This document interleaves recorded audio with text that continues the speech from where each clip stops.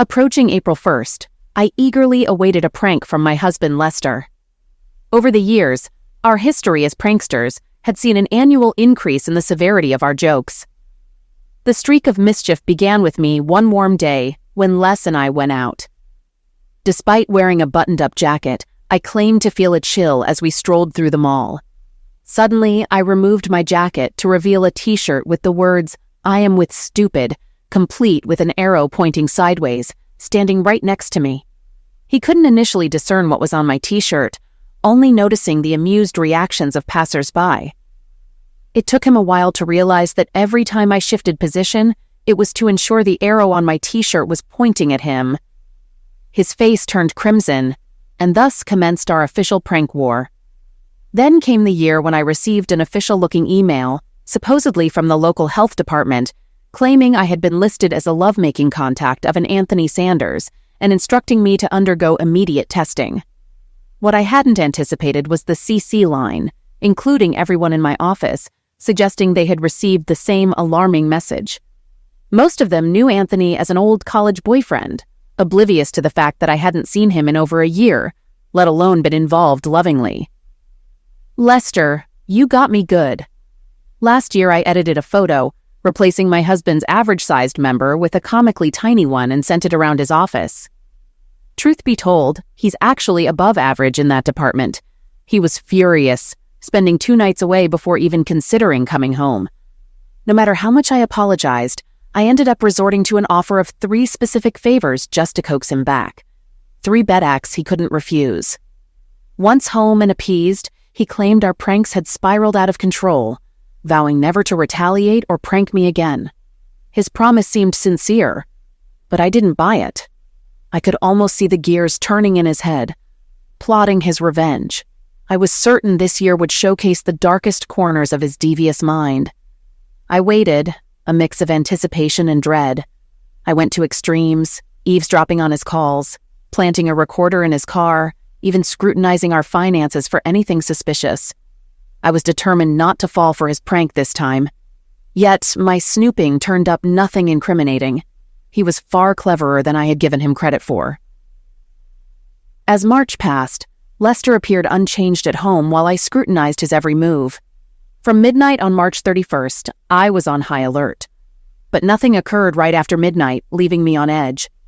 There were still 19 hours for him to spring his plan. I swore to be prepared for whatever he had up his sleeve.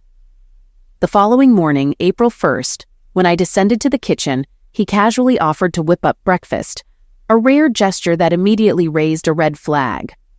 There was no chance I'd consume anything he prepared. I claimed I was in the mood for just cereal. That morning, while pouring myself a bowl and adding milk, I discreetly sniffed it, on the lookout for any added substances. Nothing. A tentative taste confirmed its normalcy. I stubbornly skipped the coffee, citing a reduction in my caffeine intake. Truthfully, I avoided it because he made it. I observed him preparing his beloved ham, egg, and cheese English muffin, almost tempted to ask for one despite the risk. Post-breakfast, we both got ready for work. Amidst checking my toothpaste for tampering and ensuring my cologne retained its usual fragrance, not skunk odor, everything appeared normal except for my sore anxiety. I inspected my car for any suspicious devices, wishing for one of those border-crossing mirrors on a stick to scrutinize beneath. It all seemed regular, yet my heart drummed loudly when I started the engine. Testing the brakes unnecessarily, I scolded myself Lester wouldn't resort to anything physically damaging. I repeated that to reassure myself, but doubt lingered. He was seriously upset about my last prank at work. My enthusiastic best friend Marta eagerly greeted me and expressed her curiosity about Lester's antics the previous night. I had confided in Marta about my concerns regarding Lester's impending April Fool's trick. Recalling her support for my prank from the previous year, she jokingly requested an unaltered version of the photo, or even better, a private viewing in our bedroom. I noted her eagerness for some excitement in her life. I shared with Marta that Lester had been relatively quiet, but I was convinced he was plotting something. I could sense it in the air at night. Marta playfully commented on her love for slipping song lyrics into conversations, prompting a chuckle from me. I believe he's prolonging my suspense just to push me over the edge, Well, he doesn't have far to go right now. But mark my words, whatever he pulls, I won't fall for it. He may be the prince of pranks, but I am the queen of jokes. We laughed, and then I finally indulged in my much-delayed morning coffee. I checked my desk for unexpected surprises and went about my work relatively normally, though occasional thoughts of what might await me later lingered. The first time my desk phone rang, I practically leaped out of my chair, chuckling at my own Hayden nerves. Nothing out of the ordinary happened for the rest of the day. I half expected a delivery of risque items that would accidentally be revealed in front of my colleagues, but thankfully, nothing of the sort occurred. As the workday's end neared, my anxiety skyrocketed. At 5, I hit the road, nearly missing the red light. As my mind fixated on what awaited me at home, I gave myself a light slap to refocus on driving safely. Upon arriving home, I started preparing dinner. Lester arrived at his usual time, appearing completely drained. I suspected it was an act, anticipating more theatrics from him soon. I asked if he had a tough day, dealing with too many graduates struggling with basic math. Lester responded that my remark hit too close to home to be funny. He explained that his mood wasn't due to a challenging day, but rather an exasperating one. The quarterly report deadline had kept him occupied with mundane details and figure cross-checking. Usually done before lunch, today's struggle to reconcile two totals that were supposed to match took an extra 4 hours. He even missed lunch and considered calling to say he'd be late for dinner. Fortunately, he caught the error, wrapped up the report before clocking out, and expressed being absolutely famished. He hoped dinner was on its way within 20 minutes. I suggested he fix himself a drink while I finished up, to which he responded positively, appreciating the idea. Lester leaned in, planting a kiss on my cheek before heading to the cupboard where we stored the liquor. He grabbed the bourbon and mixed himself a drink before settling in the living room, tuning in to reruns of Swamp People. It was comical to think he'd ever venture into a place teeming with mosquitoes, alligators, and snakes. I suspected he had a soft spot for people with Cajun accents. During dinner, I attempted to strike up a conversation, but my focus was primarily on uncovering the impending prank. Eventually, I probed, asking if Lester had anything planned for the night. He responded, stating that he had nothing planned after the debacle with the quarterly report. He emphasized that he didn't even consider bringing work home and expressed his desire to unwind with me by his side. Playfully teasing, he mentioned that since his favorite girl wasn't there, I would have to do. I nudged him in response.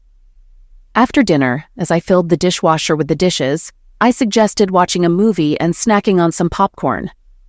Lester showed interest, and after preparing the popcorn in the microwave, I brought it in a big bowl to the living room, along with our usual drinks to relax. I asked Lester what he wanted to watch, mentioning that while I typically preferred movies with closeness and roughness, I was open to his choice for the night. I suggested Roadhouse, noting its blend of romance, nudity, and violence, not to mention Patrick Swayze's physique. Lester chuckled in response. Sounds good to me. I haven't seen that in a while. I love the part when the stuffed polar bear falls on the stug. Was it a polar bear or a regular bear? I thought it was a polar bear, but we can see. We were watching the movie and eating popcorn. I had a couple of rum and cokes to Lester's, bourbons, and Owl. I was finally beginning to relax and let down my guard. Suddenly the doorbell rang, and my internal alarm went off. This is it, I told myself immediately. No one comes to our house unannounced after dark. I immediately put my mind on DEFCON 1 alert status and was ready to spoil whatever dirty trick he had devised. Lester, of course, venously denied knowing who it might be. Yeah, right. I went to the door and opened it up. I was surprised to see there was a guy, not just an average man, but a huge biker guy at the door. 2 others were on their bikes in the driveway. I shook my head in disbelief. I thought that Lester, this is going to be good. I greeted the scared, tattooed biker with a knowing smile, expressing my awareness of the situation. I apologized for disturbing him and asked if this was where the party was. Responding affirmatively, I slung my arm around his waist, leading him to the center of the living room. Noticing his firm abs and bulging biceps, my husband, seeing me with this stranger, leaped off the couch, bewildered. He questioned who the stranger was, and I played along, stating that he was here to fulfill my fantasy. My husband realized it was an April Fool's joke and expressed his initial confusion. I acknowledged the prank and continued with the act, telling the stranger, whom my husband referred to as Paul, that his prank was over and he could leave. The stranger, calling himself the Bandit, insisted on staying, and I affirmed that I wanted him to stay. I turned to the Bandit, planting an exaggerated kiss on him, much to my husband's dismay. Lester rushed over, and the Bandit grabbed him by the throat, making him stumble and choke. Chuckling, the Bandit pulled me close, caressing my backside while kissing me. I reciprocated, sensing his arousal. Lester charged again, and the Bandit knocked him down with a single punch.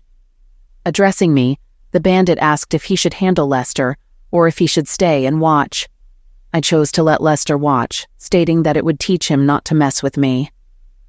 The Bandit agreed and stepped outside to inform the others.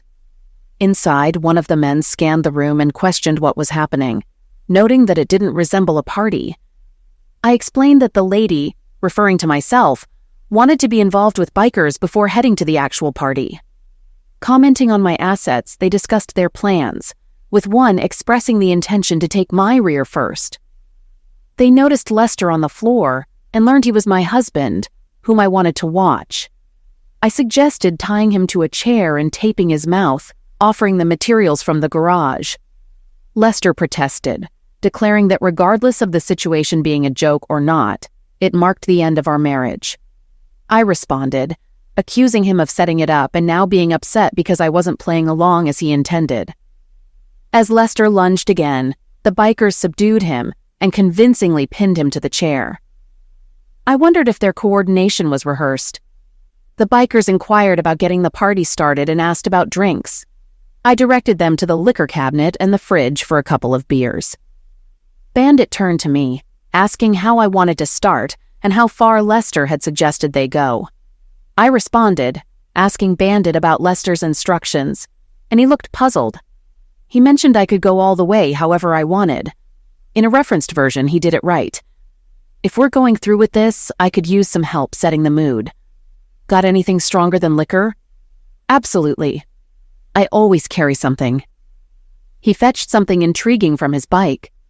A sip later, I found myself swapping kisses with all three of them, smirking at Lester, who seemed to struggle to break free. Approaching me, the Bandit declared, "Time to dance, darling," tearing off my dress and swiftly losing my underwear. Soon he was bare, as were his companions. Panic started to grip me. I hadn't anticipated Les would allow things to escalate like this. I shouted to Lester, "Consider this a lesson if you try to outsmart me engaging with his friend." But when I sensed his imminent climax, I attempted to pull away. "Too bad your pleasure isn't our concern. Your job is to satisfy us," they retorted. The following hour felt unreal, despite my objections and resistance in the midst of this chaotic group. At the end of it all, anger boiled within me towards Lester for orchestrating this and then allowing these men to subject me to such things. Each time I glanced at Lester in the chair, rage surged. Yet I masked my distress. I wanted him to believe I relished it, but I couldn't let him think his prank succeeded. After a couple of hours, the bikers departed. My movements were labored, but I managed to reach the kitchen and grab a sharp knife. When I went to release Lester, I discovered his wrists and ankles were injured. His ankles were bleeding, the ropes having torn into his skin. That seemed to have helped him. Certainly I anticipated his explosion, maybe even a physical outburst once the ropes and duct tape were finally off. Standing there, I glittered at him, ready for his expected fury. But instead of a verbal or physical reaction, he looked at me with silent rage, shoved me aside, and ascended the stairs. I retreated to the downstairs bathroom to cleanse the remnants of the bikers from my skin, noticing numerous hickeys scattered across various parts of my body. I remained in the bathroom when the front door slammed shut. Moments later, the screech of Lester's car signaled his departure. I assumed he'd sulk in a motel, a pattern he'd shown before. I silently celebrated my victory in the annual April Fool's prank and retired to bed. Saturday morning arrived, and my phone buzzed incessantly. It was Marta, asking me to spill the details about what Lester had done. I responded, saying he wouldn't believe it and suggested meeting for lunch at Fridays. Marta agreed, urging me not to tease. At TGIF, we indulged in our meal, and I recounted the actual biker encounter that was meant to be a sham, along with Lester's furious reaction. Marta expressed disbelief that I was involved in that, especially considering Lester had set me up for it. Playfully switching to a terrible Southern accent, she pretended to swoon, and I chuckled. I explained how Lester had tried to deceive me with a prank involving facing a biker, only to shout April Fools afterward. I shared that I had outplayed his prank by turning it into a real event. Although I hadn't planned to go that far, it worked in a strange way. I doubted Lester would ever try something like that again. Marta questioned whether I was positive Lester had set it up, expressing disbelief that he would orchestrate something so extreme. The possibility of a messy divorce was raised, and there was a suggestion to get rid of any video, with a cheeky request for a copy. While I dismissed Marta's last remark, her earlier words triggered a troubling thought. What if it wasn't a setup? The idea of a potential divorce weighed heavily on me, a dire possibility I was hesitant to consider. It felt like I might have shattered my marriage, but swiftly I pushed the thought away. Convinced it had to be a setup, that's what I stuck to, reassuring myself and trying to believe it. Then a realization struck me, prompting a question about the last time a biker showed up at my door looking for a party. I wished it were true, and Marta acknowledged the possibility that I was right. The focus shifted to Lester's whereabouts, speculating that he might be sulking in some motel, furious that I had outplayed his prank.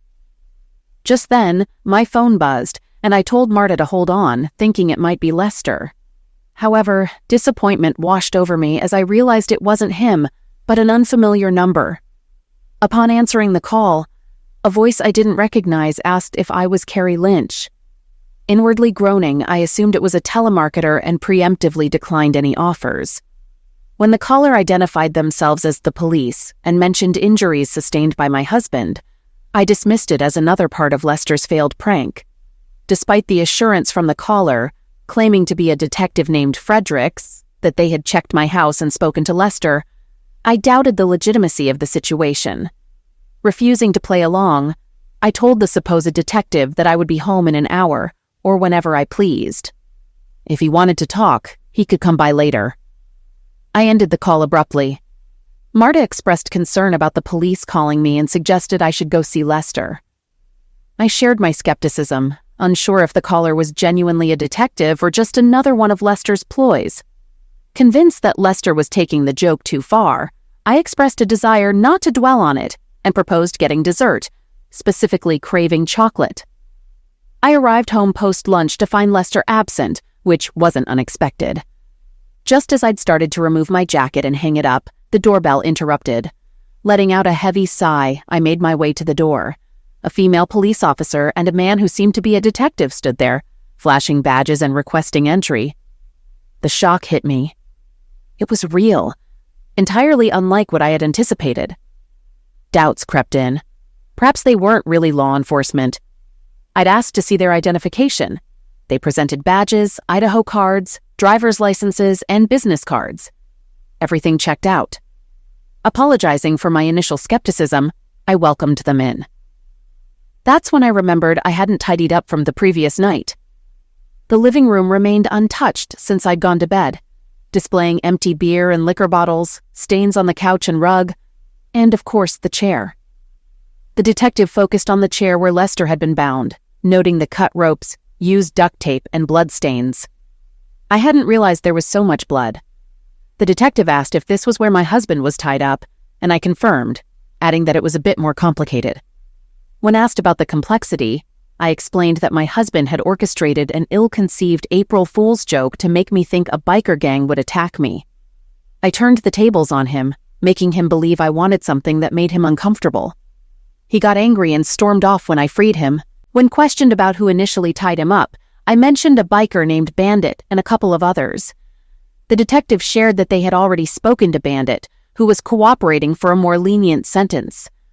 According to Bandit, I had invited them for a party, requested medications, and engaged in consensual activities.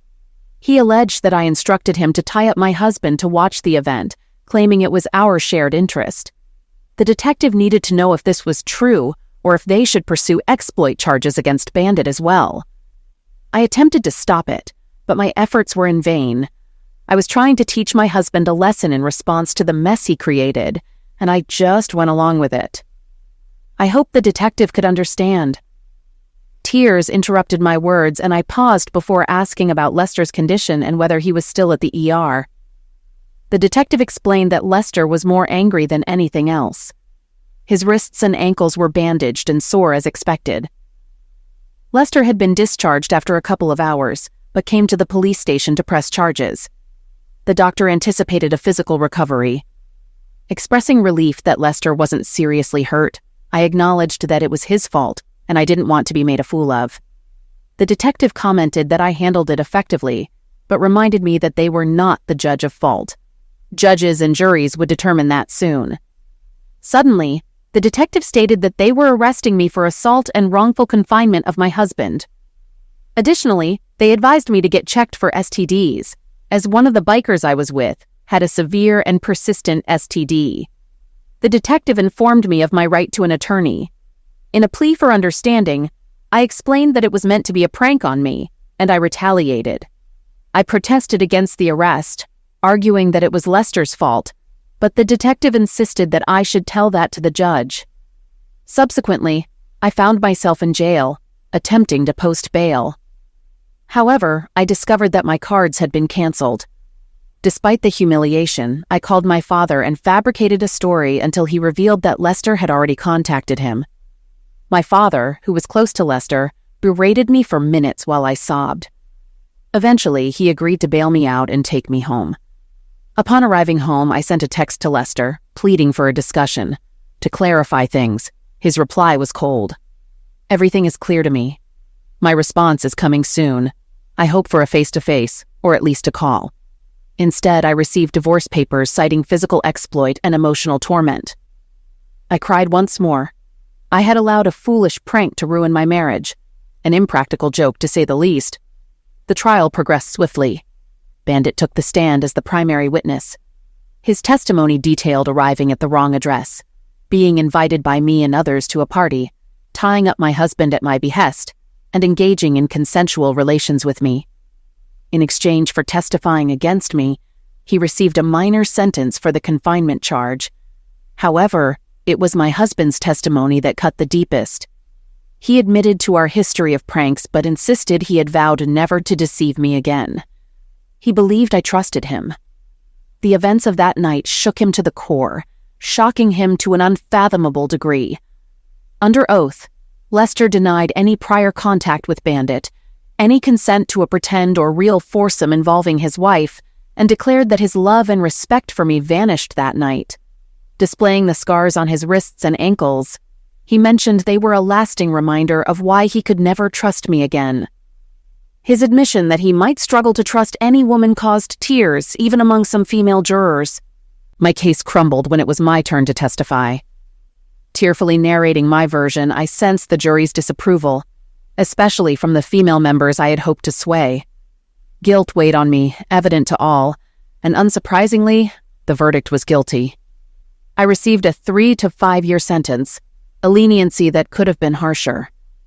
Back in county jail, I awaited transfer to prison when space became available. The final divorce papers arrived during my incarceration, but I barely acknowledged the settlement. One day, Lester visited, and I was puzzled by his presence. He sarcastically remarked that the prison suits me. I acknowledged that I deserved the sarcasm and expressed regret for what I did to him, even if he didn't orchestrate it. Lester responded, stating it was too little, too late, and that he still believed I set him up. He presented a hypothetical scenario, suggesting a twisted motive on his part to orchestrate a divorce with the best terms, a slicker than 50-50 split. He detailed a cunning plan involving squirreling away cash, bribing bikers, deceiving cops, and taking a minor sentence. He mentioned the need for ties to a gang, hinting at someone at work whose brother needed his approval for a promotion. Lester expressed his shock when I took the situation to a level he hadn't anticipated, and he claimed that seeing me enjoy it crushed him. Despite feeling torn between wanting to end both of us, he opted to put me behind bars. Acknowledging his correctness, Lester stated that we were both fools in the mess, but I was the one behind bars. He questioned who the bigger fool was.